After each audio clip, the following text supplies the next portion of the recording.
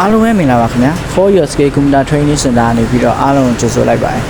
ကျွန်တော်ဒီနေ့ share လုပ်ပေးမှာတော့ဒီ Microsoft Excel မှာ data တွေထပ်နေလွယ်တကူသိအောင်ဘယ်လိုလုပ်ရမလဲထပ်နေတဲ့ data တွေကို click ချက်ထည့်နဲ့ဘယ်လိုလွယ်တကူ remove လုပ်လို့ရမလဲဆိုတဲ့အကြောင်းအရာလေးနဲ့ပတ်သက်ပြီးတော့ share လုပ်ပေးမှာဖြစ်ပါတယ်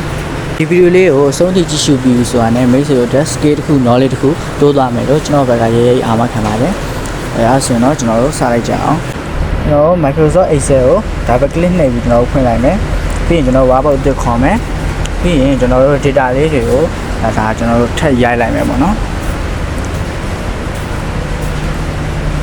data လေးတွေကိုရိုက်ပြီးဆိုတာနဲ့ကျွန်တော်တို့သိကျင်တဲ့ဒီ data ရှိတဲ့ set တွေကိုကျွန်တော်တို့ select ပေးလိုက်မယ်ပြီးရင်ကျွန်တော် home တက်ထဲကိုသွား conditional formatting တွေက highlight cell တွေက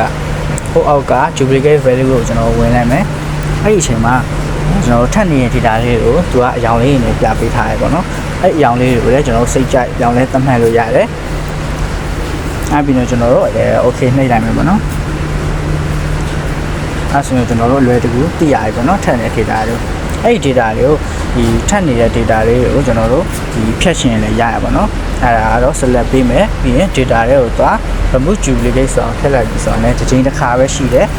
ဒီ data လေးတွေပေါ့နော်လုံးဝမထပ်ဘူးတစ်ချိန်တစ်ခါပဲပါမဲ့ data လေးတွေကျွန်တော်ရဖြစ်ပါတယ်အဲ့မှာကျွန်တော်တို့ဘယ်နှခုကတော့duplicate ထပ်တာတွေ့ရဘယ်နှခုကတော့ unique ဖြစ်တယ်မတွေ့ဘူးဆိုပြပေးဗီဒီယိုလေးကိုဆုံးဖြတ်ရှုပေးကြတဲ့အတွက်အားလုံးကျေးဇူးအများကြီးတင်ရှိပါတယ်ဒီဗီဒီယိုလေးတစ်ပုဒ်ပြီးဆုံးသွားတဲ့အခါမှာမိတ်ဆွေတို့အတွက်ဒီ knowledge တစ်ခု scale တစ်ခုရသွားမယ်လို့ကျွန်တော်မျှော်လင့်ပါတယ်ဒီလိုဗီဒီယိုလေးတွေကိုအများနဲ့နှိစက်ပြီးမှဖြစ်တဲ့အတွက်ကျွန်တော် channel လေးကို subscribe မလုပ်ရသေးရင် subscribe လုပ်သွားပေးပါဦးတင်နိုင်သိရှိနိုင်မှုအတွက် notification ခေါင်းလောင်းလေးကိုလည်းနှိပ်သွားပေးပါလို့ကျွန်တော်ဘက်ကအားလုံးတောင်းဆိုလိုက်ပါတယ်မင်္ဂလာရှိတဲ့နေ့ရက်လေးကိုပိုင်ဆိုင်နိုင်ပါစေခင်ဗျာ